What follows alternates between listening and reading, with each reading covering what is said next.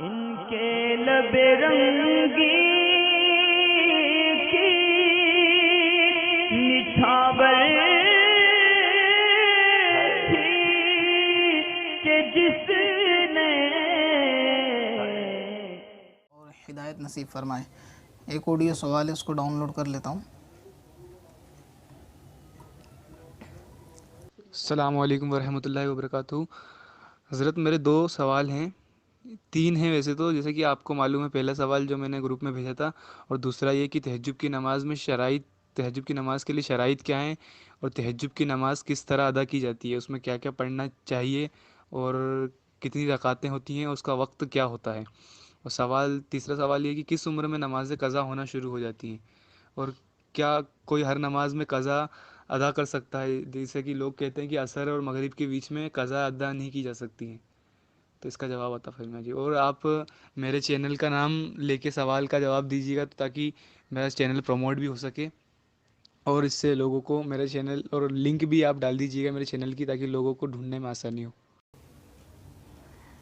Channel का promotion तो आपने माशाअल्लाह ख़ुद अपनी ज़बान मुबारक से कर लिया। काफ़ी सारे आपके सवाल हैं तहज्जुद के बारे में कि इसकी शर्त क्या है। तहज्जुद की शर्त ये है कि तहज्जुद के लिए सोना ज़रूरी है, और आपने शायद उसको तहज्जुद बोला, वो तहज्जुद की नमाज़ है, और इसके लिए इशा के फ़र्ज़ पढ़ने के बाद आदमी को सोना ज़रूरी है। और कुछ वक्त अगर वो सो जाए, चाहे 1 मिनट या 2 मिनट के गाफिल हो जाए, तो उसके सो के उठने के बाद वो तहज्जुद पढ़ सकता है। और तहज्जुद में ये ज़रूरी नहीं है कि बहुत से लोग इस गलत फ़हमी में रहते हैं कि शायद रात के 12 बजे तहज्जुद का वक्त होता है, या 12 के बाद होता है, पहले नहीं होता है, ऐसा नहीं है।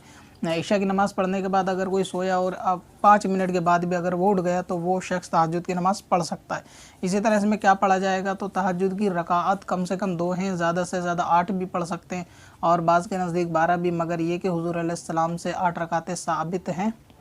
लिहाजा तहज्जुद में 2 रकात, 4 रकात, 6 रकात या 8, जितनी तौफ़ीक़ हो और क़ुव्वत हो वो रकातें पढ़ लेनी चाहिए।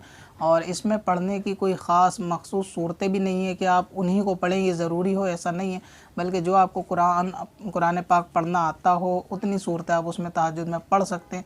इसमें किसी तरीके कोई हरज और कबाहत नहीं है, बल्कि ये एक नफिल नमाज है। तो इसमें चाहिए कि जितना कुरान पाक आप पढ़ सकते हैं वो पढ़ लें। जो सूरत आपको याद हो आम नफिल नमाज की तरह, वो नमाज के अंदर पढ़ सकते हैं। इसकी रकातें भी मैंने बता दी, वक्त भी मैंने बता दिया। आपने पूछा कि किस उम्र में क़ज़ा नमाज होना शुरू हो जाती है, तो क़ज़ा जो लड़का होता है वो बालिग होने की उसकी उम्र 12 से लेकर 15 है, और 15 के बाद यानी इस दौरान अगर एहतलाम होगा तो जब से नमाज़ फ़र्ज़ होंगी, और जो फ़र्ज़ नमाज छोड़ेगा तो वो क़ज़ा के हुक्म में जाएंगी। अगर कोई इसकी अलामत नहीं है 12 से 15 के बीच में, तो 15 साल लड़के के लिए ये बुलूगत के एतबार किए जाएंगे, यानी बालिग उसको शुमार किया जाएगा, और 15 के बाद से जो नमाज़ें उसकी छूटेंगी वो क़ज़ा शुमार की जाएंगी। इसी तरह लड़की के लिए 9 से 12 तक का वक्त है कि इस दौरान उसको जब पहला हैज़ आएगा वो बालिगा शुमार की जाएगी, और अगर 9 से 12 में कोई हैज़ उसको नहीं आता तो 12 साल की उम्र में उसको बालिगा करार दे दिया जाएगा, और उसके ऊपर सारे अहकाम यानी पर्दे, नमाज, रोज़े के वो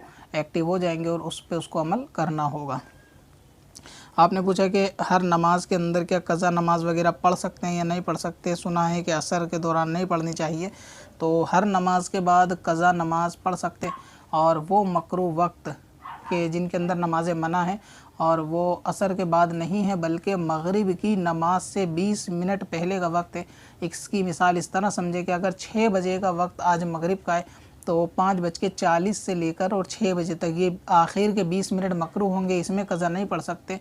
और इससे पहले यानी 5:40 से पहले, असर के बाद और मकरूह वक्त से पहले अगर क़ज़ा नमाज़ें पढ़ी जाएंगी तो इसमें क़ज़ा नमाज अदा हो जाएंगी, इसमें पढ़ने में कोई हरज नहीं है। बाद लोगों में ये मशहूर है कि असर के बाद क़ज़ा नहीं पढ़ते, तो वो असर के बाद उस वक्त नहीं पढ़ते कि जब वो मगरिब के करीब का वक्त हो, यानी मगरिब से 20 मिनट पहले, और 20 से ज़्यादा पहले यानी आधा घंटा, पौन घंटा हो। अगर 4:30 बजे असर ख़त्म हो गई तो 4:30 से लेकर 5:30 1 घंटे तक ये असर की नमाज़ क़ज़ा पढ़ सकते हैं, इसमें भी कोई हरज नहीं है। और क़ज़ा नमाज के लिए भी तो तरीक़ेकार है, वो मैंने इस चैनल के ऊपर पहले बता भी रखा है कि क़ज़ा उम्री किस तरह निकालते हैं, कि क़ज़ा नमाज है और उसको अदा किस तरह करते हैं, उसका शॉर्ट तरीका भी मैंने बता रखा है। अब रही प्रमोशन की बात की, जो आपने ऑलरेडी अपने ज़बान से कर लिया है कि कैफ बाई का एक चैनल है, इस्लामिक चैनल यूट्यूब के ऊपर, और उसके अंदर नात बयानात वगैरह भी रहते हैं। उसके अंदर आप तकरीर बयानात ये शॉर्ट क्लिप के अंदर सुन सकते हैं। चैनल का नाम अहले सुन्नत व जमाअत, तमाम मेम्बरान से ये गुजारिश है कि एक मरतबा उस चैनल पे भी तशरीफ़ ले जाएं और वहाँ के मवाद से भी फ़ायदा हासिल करें। पत्थर में हसन लाले पुरनवार